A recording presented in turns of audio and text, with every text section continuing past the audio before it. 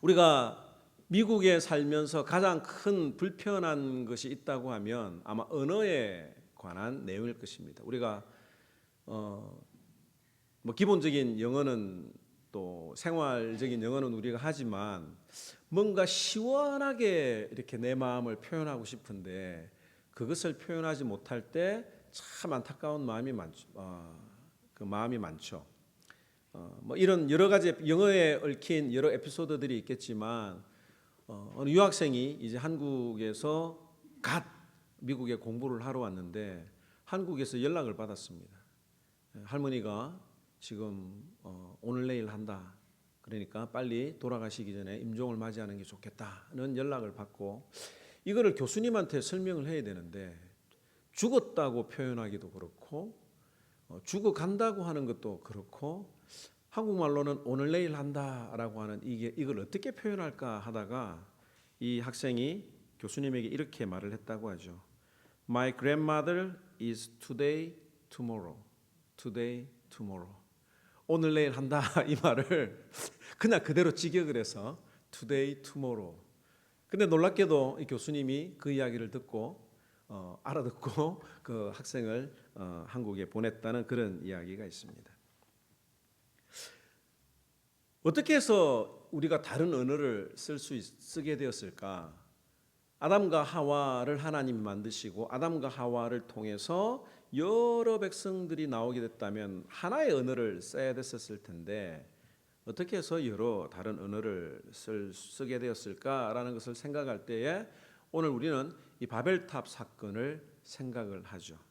우리가 읽었지만 노아의 홍수 이후에 약 200년 이상 동안 노아의 아들 셈과 함과 야벳을 통해서 인구가 많이 늘어났습니다.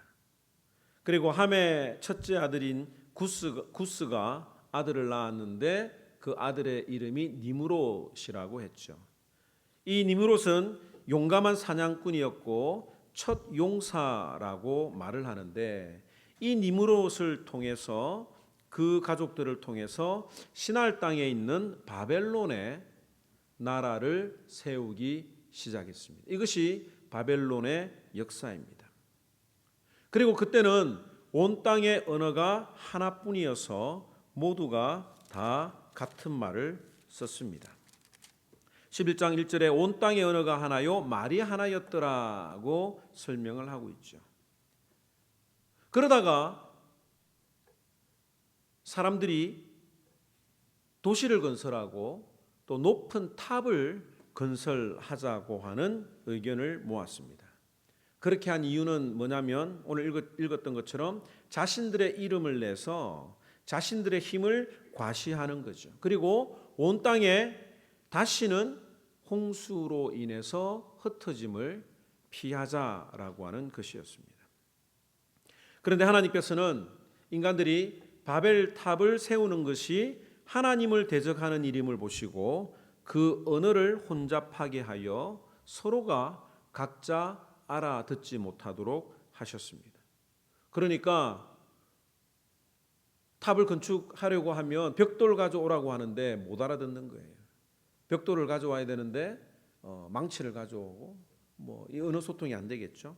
그러다 보니까 각자 언어가 통하는 사람들끼리 모이게 되었고 그때부터 다양한 언어가 존재하게 됐다라고 우리가 생각을 할 수가 있습니다. 그런데 여기서 우리가 이 바벨탑을 쌓는 것이 과연 죄인가라고 하는 거예요.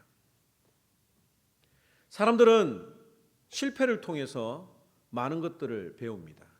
우리나라 속담에 소 잃고 외양간 고친다라고 하는 말이 있는데 소를 잃고 난 다음에 외양간을 고치는 것이 어리석은 일인지는 모르겠지만 그나마 소를 잃고서라도 외양간을 고치는 것은 그나마 지혜로운 일이지요.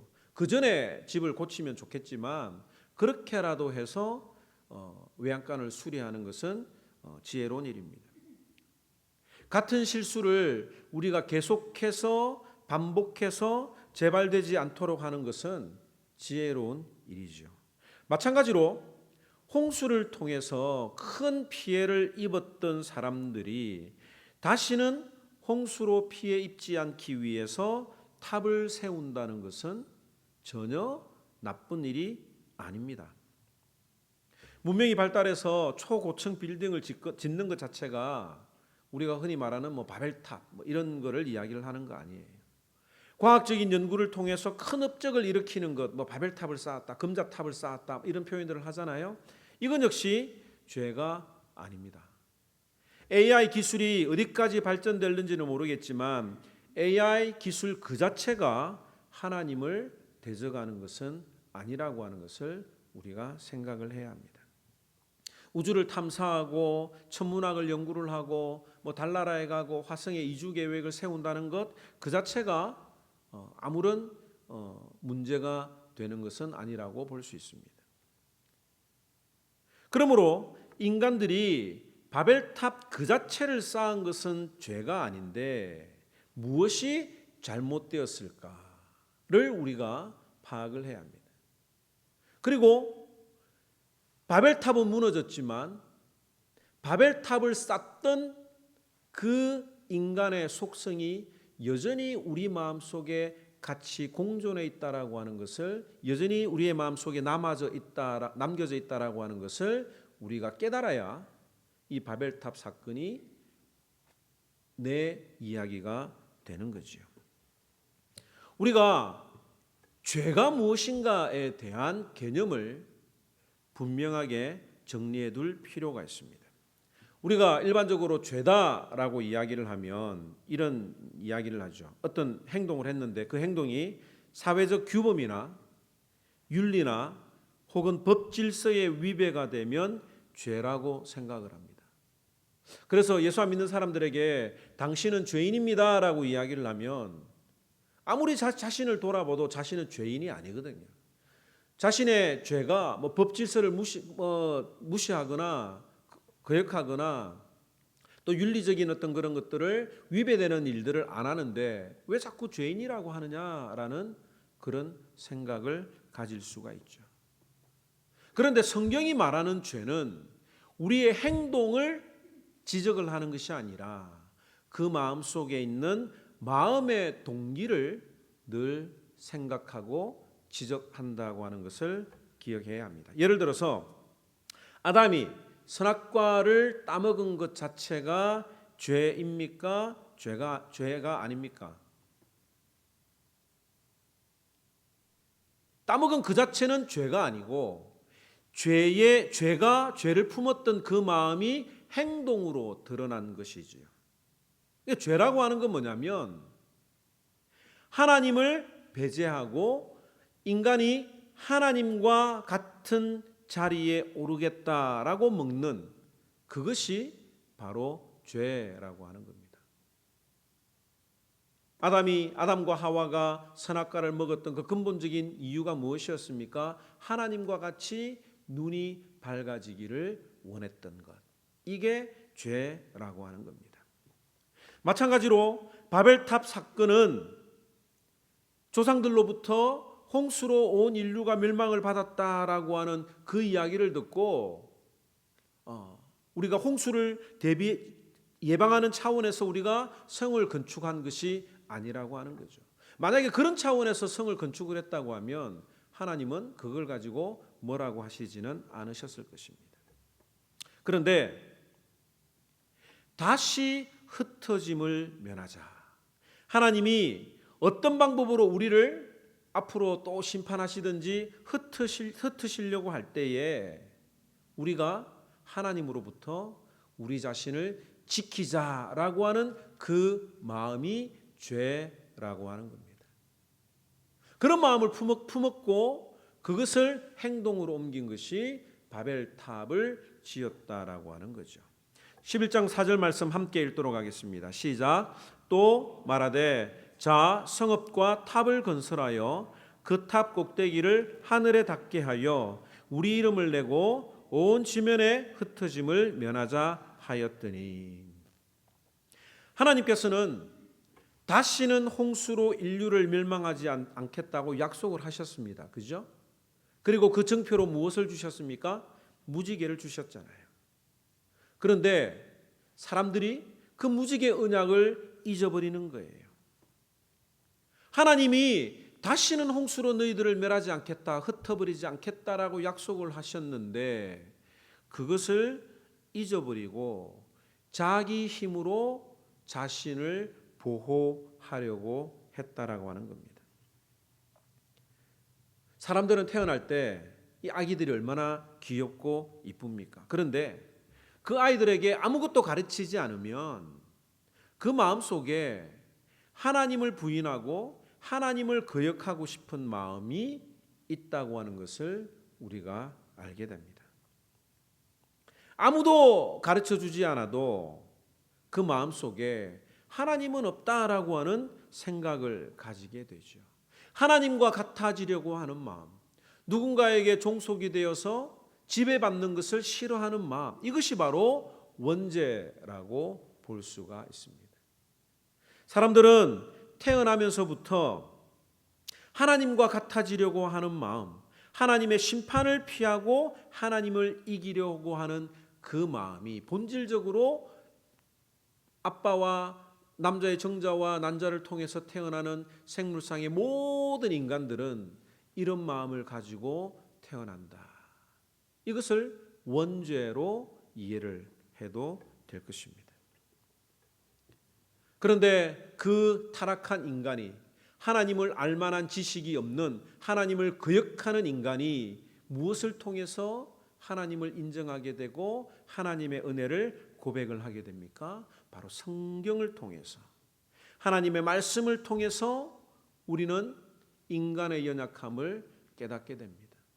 그리고 하나님의 전능하심을 믿게 되는 거죠. 그리고 하나님과 인간의 위치를 분명하게 자리를 잡게 됩니다. 이것이 바로 신앙인이에요. 신자들은 누구냐? 하나님이 나의 창조주이시고 하나님의 은혜 안에 살아간다고 하는 것을 분명히 깨닫는 자가 신자들인데, 가끔씩 우리가 살아가면서 이 위치를 바꾸어 놓을 때가 있다고 하는 거죠. 내가 하나님이 되고 하나님은 나를 위해서 존재하는, 내 필요에 의해서만 존재하는 그런 하나님으로 생각할 때가 많이 있다고 하는 것입니다. 그러므로 우리가 무슨 일을 하든지 어떻게 살아가든지 우리의 마음속에 있는 그 본질적인 마음, 내가 무엇을 품느냐라고 하는 것이 가장 중요하다라고 하는 거죠. 아무리 좋은 일처럼 보여도 그 마음속에 하나님과 같아지려고 하는 교만한 마음이 있다고 하면 그것이 죄라고 하는 겁니다. 교회가 성장하고 교회가 부흥하고 전도가 많이 되고 하는 이런 것들이 얼마나 하나님 보시기에 좋은 일입니까? 그럼에도 불구하고 그 마음속에 하나님과 같아지려고 하는 마음이 있다고 하면, 하나님보다 자신의 이름이 더 드러내기를 원하는 마음이 있다고 하면 그것이 죄라고 하는 겁니다. 신자들은 이것을 분명히 아는 사람들이어야 돼요. 내 생각보다는 하나님의 생각을 붙드는 사람들이어야 됩니다. 때로는 내 생각과 내 뜻대로 되지 않을 때라도 하나님은 나보다 크시다, 하나님의 뜻은 나보다 위대하시다라고 하는 것을 믿고 고백하는 자들이어야 합니다. 신자들은 하나님의 주권을 인정하는 자들이에요. 오늘 한번 우리 자신을 돌아보면 좋겠습니다. 나도 모르게 내 마음속에 바벨탑을 쌓고 있지는 않는지, 하나님은 나를 붙들어 주시고 책임져 주시겠다라고 하는 그 약속이 분명히 성경에 나와 있음에도 불구하고 세상적인 방법으로 나를 보호하고 나를 지키려고 하는 것은 없는지, 내가 돈보다 하나님의 약속을 붙드는지 아니면 돈을 먼저 생각하는지를 우리가 생각해 보아야 합니다. 돈이 필요 없다는 이야기가 아니에요. 신자들은 열심히 일을 해서 돈도 많이 벌어야 됩니다. 그런데 돈이 목적이 되어서 돈을 쫓아가는 자들이 되어서는 안 된다라고 하는 거죠. 하나님을 쫓아가면 그 돈이 자연스럽게 따라오는 것을 경험하는 것이 축복이요. 또 하나님이 우리에게 물질과 건강과 모든 것들을 허락하신 이유가 하나님의 영광을 위한 것이라고 하는 것을 깨달을 때에 이것이 바로 참다운 신자의 삶을 걸어가는 것입니다. 두 번째로 우리가 이 바벨탑을 생각할 때에 인간의 교만한 마음만 우리가 생각을 해볼 수가 있는데 그것도 우리가 중요하게 생각을 해야 되죠. 그런데 더 중요한 것은 이 바벨탑을 쌓았던 것이 하나님의 명령을 거역했다라고 하는 거예요. 하나님의 플랜이 있었습니다. 하나님의 플랜은 이 땅의 사람들이 생육하고 번성하고 충만해지는 것이 하나님의 계획이었어요. 창세기 1장 28절 함께 읽도록 하겠습니다. 시작. 하나님이 그들에게 복을 주시며 하나님이 그들에게 이르시되 생육하고 번성하여 땅에 충만하라. 땅을 정복하라. 바다의 고기와 하늘의 새와 땅에 움직이는 모든 생물을 다스리라 하시니라. 하나님이 처음에 아담을 창조하시면서 이 이야기를 하셨죠. 그리고 노아가 홍수 심판을 피해서 방주에서 나왔을 때에 하나님이 그 방주에서 나온 노아와 그의 가족들에게 이렇게 말씀하십니다. 9장 1절 시작. 하나님이 노아와 그 아들들에게 복을 주시며 그들에게 이르시되 생육하고 번성하여 땅에 충만하라. 하나님의 계획은 이 땅에 하나님의 사람들이 생육하고 번성하고 충만해지는 것입니다. 이 생육하고 번성하고 충만하다라고 하는 의미가 그 시대 당시에는 이 저출산 시대에 아이를 많이 낳아야 된다라고 하는 것을 의미할 수도 있겠지만 여기서 말씀하시는 내용은 그게 아니죠. 생육하라라고 하는 이 말은 복음으로 거듭난 자가 되라. 이 번성하라라고 하는 이 말은 신앙 인격이 성장하라고 하는 메시지로 우리가 더 적용해서 받아들일 수가 있을 것입니다.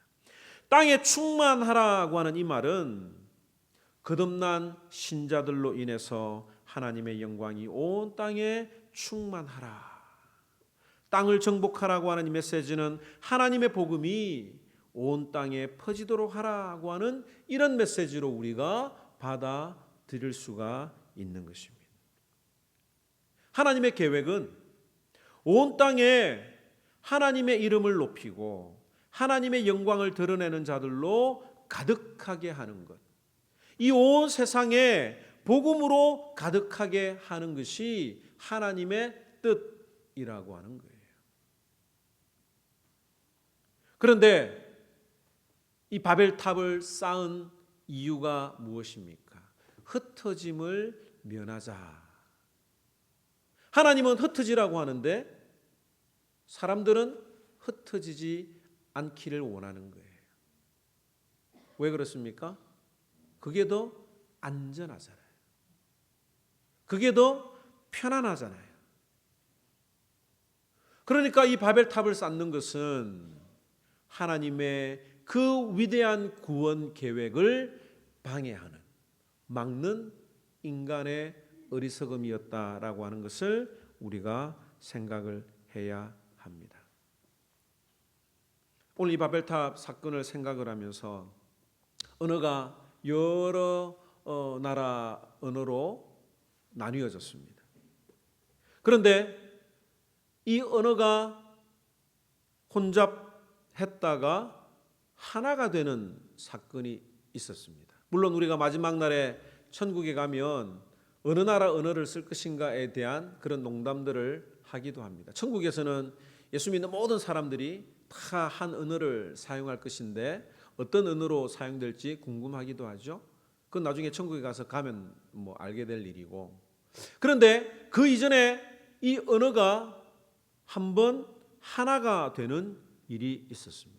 그때가 언제였습니까? 사도행전 2장 말씀 보도록 하겠습니다. 사도행전 2장 1절에서 13절 말씀 제가 읽겠습니다. 오순절 날이 이미 이르매라고 이야기를 하고 있죠. 이 오순절은 유대인들의 명절입니다. 그런데 이날에는 각처에 흩어져 있는 사람들이 예루살렘에 모여서 제사를 드리고 하나님 앞에 예배를 하는데, 이 유대인 각지에 흩어져 있는 사람들이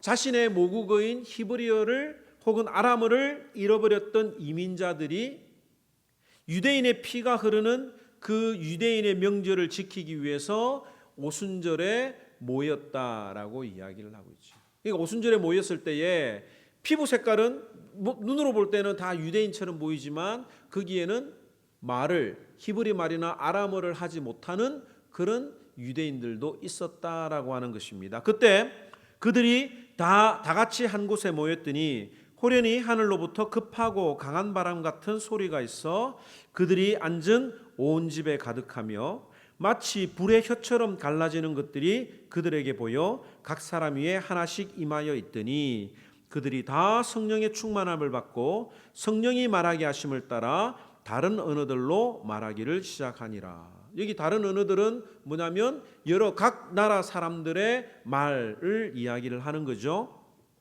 그때에 경건한 유대인들이 천하 각국으로부터 와서 예루살렘에 머물러 있더니 이 소리가 나매 큰 무리가 모여 각각 자기의 방언으로 제자들이 말하는 것을 듣고, 여기서 말하는 방언은 각 나라 말들입니다. 소동하여 다 놀라 신기하게 여겨 이르되 보라, 이 말하는 사람들이 다 갈릴리 사람이 아니냐. 우리 각 사람이 난 곳 방언으로 듣게 되는 것이 어찌 됨이냐라고 하면서 어느 지역에서 왔는지에 대해서 쭉 여러 지역을 열거하는 말씀이 나옵니다. 그러고 난 다음에 다 같이 한번 읽어보겠습니다. 시작. 우리가 다 우리의 각 언어로 하나님의 큰 일을 말함을 듣는도다 하고 다 놀라며 당황하여 서로 이르되 이 어찌된 일이냐 하며 또 어떤 이들은 조롱하여 이르되 그들이 새 술에 취하였다 하더라. 자, 이 말은 어떤 말이냐면 히브리어나 아람어를 모르는 유대인들이 예루살렘에 모였습니다. 예배를 드리고 사람들이 이렇게만 모여 있는데 제자들이 설교를 했습니다. 그 제자들이 설교를 할 때에 성령 하나님이 강하게 임재하셔서 한 번도 외국어를 해보지 않았던 사람들이 각 다른 나라 말로, 다른 지역 말로 말하는 역사가 일어났던 거예요. 바벨탑 사건 이후에 이 언어가 나뉘어졌었는데 하나님께서는 각 언어를 쓰던 사람들이 하나의 언어로, 서로의 언어로 들리게 한 사건이 있었는데 이것이 바로 오순절 성령 강림의 역사였다라고 하는 것이지요. 바로 복음이 온 세상에 증거될 때에 그 언어가 서로 들리게 되더라고 하는 사건을 우리가 생각해 볼 수가 있습니다. 우리는 한국말을 써도 같은 말을 하는데도 언어가 그 소통이 잘 되지 않는 것을 느끼면서 살아갑니다. 자녀하고 부모님하고 같은 이야기를 하는데도 어느 문제, 아이들이 사춘기를 경험할 때 우리는 어느 문제다라고 생각을 하는데 아니에요. 한국에 있는 사람들도 미국에 있는 사람들도 그 사춘기 아이들과 소통하는데 어느 문제가 아니라 그냥 다른 생각을 가지고 있기 때문에 다른 그런 소통의 부재를 안고 살아가는 겁니다. 부부간에도 처음에 만났을 때에 서로 쓰는 언어가 달라서 얼마나 많은 충돌이 일어났습니까? 우리 사람들은 각자 다양한 생각들을 가지고 있습니다. 다른 가치관을 가지고 있습니다. 그래서 같은 말을 하지만 서로 다른 생각을 가진 사람들이 서로 하나의 의견을 도출해내는 것이 참으로 어려운 것을 압니다. 그런데 오늘 우리는 이 바벨탑 사건을 통해서 내 마음속에 이 바벨탑을 쌓으려고 하는, 하나님과 같이 되려고 하는 마음을 우리가 먼저 생각을 해 보아야 될 뿐만 아니라 하나님은 내 삶을 통해서 나가서 복음을 증거하고 예수 그리스도의 사랑을 증거하는 삶을 살기를 원하시는데, 나는 내가 쌓아둔 그 집에서, 내가 쌓아둔 가치관과 사고 안에서 벗어나지 않고 안전함에 거하기를 원하는 마음이 있는지 우리가 이 시간 살펴보아야 할 것입니다. 자꾸 우리의 생각과 우리의 가치관과 내 기준을 깨트려야 하는데, 무엇으로 깨트려야 됩니까? 하나님의 말씀으로 깨트려져야 된다라고 하는 거죠. 오늘 이 말씀을 우리가 생각을 하면서 하나님이 원하시는 내 삶이 뭘까? 바벨론 탑을 안 세우는 것도 중요하지요. 그런데 그것보다 더 중요한 것은 이 땅에 생육하고 번성하고 정복하고 다스리는 것이, 하나님의 사랑으로 이 땅에 넘쳐나는 것이 하나님의 명령임을 우리가 다시 한 번 더 기억하는 저와 여러분들이 되기를 바랍니다. 어떤 사람이 성령 충만한 삶을 살아가느냐? 복음 증거의 삶을 살아가는 자들이 아니겠습니까? 오늘 이 말씀 기억하면서 하나님, 거룩하신 성령님이여, 성령님 우리에게 임하여 주시옵소서. 사실 성령님은 우리 마음속에 임하셨죠. 그런데 우리의 무지와 우리의 죄와 우리의 욕심 때문에 성령님이 함께하고 계심을 우리가 모르고 인지하지 못하고 느끼지 못하고 살아가는 것입니다. 오늘 이 찬양 부르면서 이미 와 계신 하나님, 성령님, 내가 경험하게 하시고 확신하게 하시고, 그래서 바벨탑을 세우려고 하는 내 마음을 불러 태워주시고 하나님의 복음을 증거하는 삶을 살아가게 하여 주시옵소서. 고백하는 마음으로 함께 찬양하도록 하겠습니다.